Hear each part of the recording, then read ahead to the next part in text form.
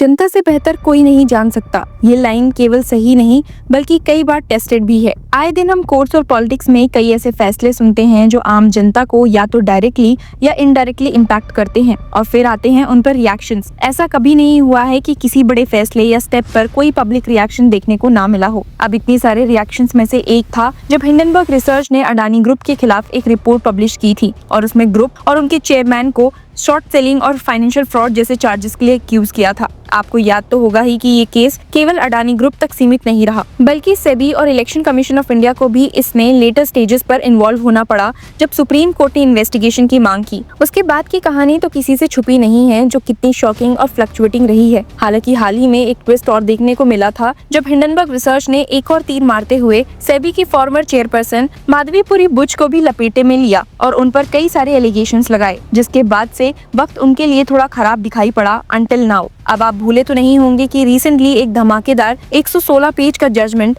जिसमें लोकपाल ने farmer SEBI chairperson Madhabi Puri Buch के खिलाफ सीरियस कंप्लेंट्स को बेसलेस कहकर डस्टबिन में डाल दिया है। तो अब आप ही सोचिए कि क्या इस पर भी कोई पब्लिक या क्रिटिक्स का रिएक्शन नहीं आया होगा? जी बिल्कुल आया है, और ऐसा क्रिटिसिज्म आया है जिसको सुनकर आप भी सोचने पर मजबूर हो जाएंगे। क्रिटिक्स ने इस लोकपाल के रीसेंट ऑर्डर को स्ट्रांगली अपोज किया, कहते हुए कि ये वर्डिक्ट सिर्फ एक शख्स को क्लीन चिट देना नहीं था, ये तो पूरी रेगुलेटरी सिस्टम के फ्रेमवर्क को बेकार कर देने वाला फैसला था। उनका मानना है कि अगर सेबी भी इसी तरीके से काम करे तो समझो 99.99% फाइनेंशियल क्रिमिनल्स बिना किसी सजा से निकल जाएंगे और मार्केट की इंटीग्रिटी की मिट्टी पलीद हो जाएगी। बुच के खिलाफ एलिगेशंस बड़े ही सीरियस नेचर के थे। सेबी जैसे रेगुलेटरी बॉडी की चेयरपर्सन होना मतलब इम्पार्शियल और निष्पक्ष होना चाहिए, पर इस मामले में कॉन्फ्लिक्ट ऑफ इंटरेस्ट का भंडार था। फिर भी लोकपाल ने इन सब को टेक्निकलिटीज का हवाला देकर खारिज कर दिया था। अब क्रिटिक्स ने एनालाइज किया है कि इस ऑर्डर में सबसे ज्यादा फोकस किया गया स्टैच्यू ऑफ लिमिटेशंस पर, यानी कि कंप्लेंट 7 साल के अंदर नहीं आई, इसीलिए रिजेक्ट। तो क्या कॉन्फ्लिक्ट ऑफ इंटरेस्ट एक एक्सपायर्ड बिस्किट है जो टाइम के साथ खत्म हो जाता है?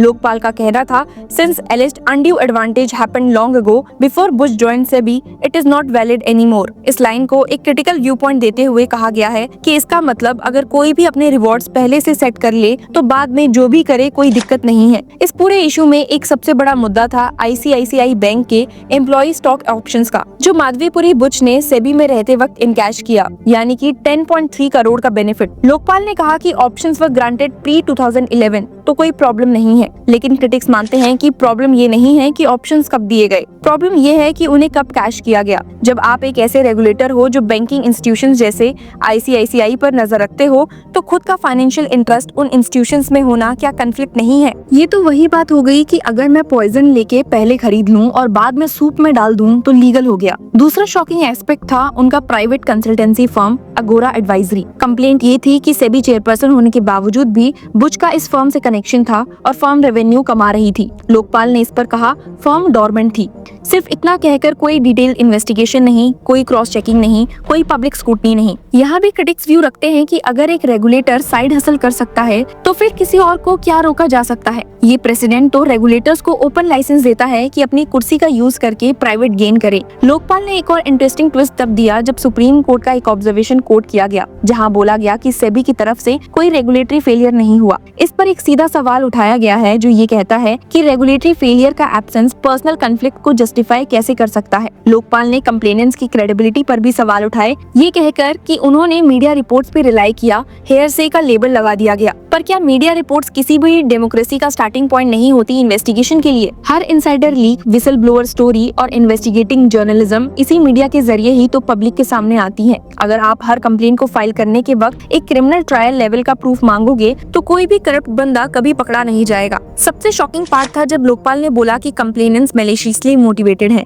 और उन्होंने इलीगल तरीके से टैक्स रिकॉर्ड्स कलेक्ट किए हैं। क्रिटिक्स मानती हैं कि लोकपाल का ध्यान एलिगेशंस पर नहीं, एलिगेशंस को उठाने वाले की नियत पर था। Classic deflection strategy. अगर सेबी ये भी अप्रोच ले ले तो हर इनसाइडर ट्रेडर बोलेगा मुझे इलीगल एक्सपोज किया गया है और बाद में क्लीन चिट ले लेगा। लोकपाल ने तो ये तक कह दिया कि कंप्लेनेंट्स को अपना एविडेंस पब्लिकली शेयर करने से रोका जाए और एक गैग ऑर्डर दे दिया, यानी कि जो सत्ता में है उनका हिसाब लेना नहीं, उनको और ज्यादा छुपाया जाए। क्रिटिक्स ने कहा है कि अगर सेबी भी इसी प्रेसिडेंट को फॉलो फॉलो करे तो कंसिक्वेंसेस कैटास्ट्रोफिक होंगे। हर मार्केट मैनिपुलेटर, इनसाइडर ट्रेडर और कन्फ्लिक्ट लेडन रेगुलेटर के लिए एक एस्केप रूट रेडी है। अगर क्राइम 7 साल से पुराना है तो छोड़ दो, अगर रिवॉर्ड पहले ही मिल गया है तो वैलिड नहीं है, अगर फर्म डॉर्मेंट लिखा गया है तो एक्चुअल रेवेन्यू मैटर नहीं करता, अगर कंप्लेनेंट ने मीडिया रिपोर्ट साइट की है तो इनवैलिड है। ऐसे में रिटेल इन्वेस्टर्स का क्या होगा? जो आम आदमी म्यूचुअल फंड, स्टॉक्स और आईपीओ में पैसे लगाता है उसका भरोसा किस पर रहेगा? सेबी अगर सिफारिशों से चलता है तो मार्केट एक ओपन लूट का बाजार बन गया है। देखा जा रहा है कि ये जजमेंट मदवीपुरी बुच के लिए क्लीन चिट से ज्यादा एक इंस्ट्रक्शन मैनुअल बन गया है सबके लिए। यानी कि किसी गेम को समझो, रिवॉर्ड्स को पहले फिक्स करो, पब्लिक पोजीशन लेने से पहले टाइज को पेपर से डोरमेट दिखा दो, मीडिया रिपोर्ट्स को हेयर से बोलो,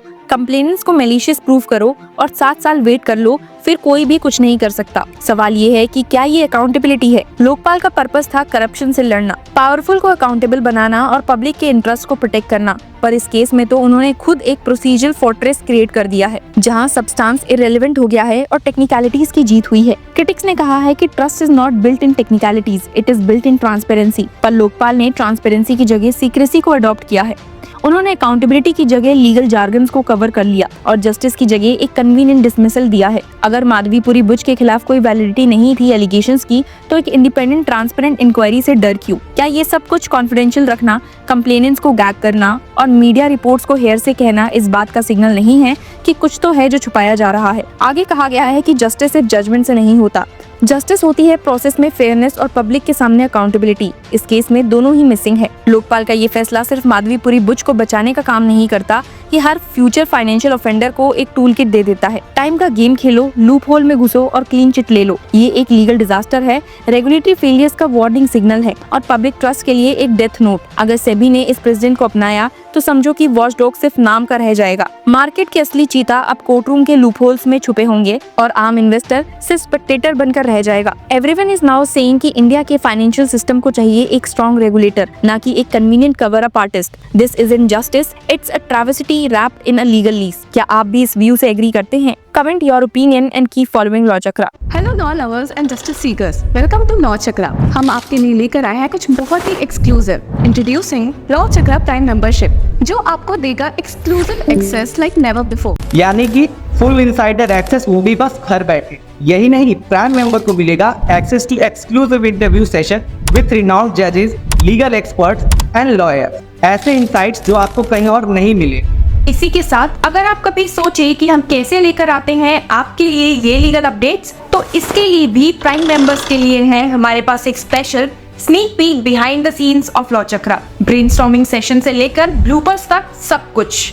in short, more content, more update and more analysis. Political legal controversies हो या इन डेप्थ लीगल सेशंस, सब कुछ आपको मिलेगा एट वेरी मिनिमल प्राइस। बनिए लॉ चक्रा के प्राइम मेंबर और अनलॉक कीजिए full potential of legal knowledge. अभी ज्वाइन कीजिए।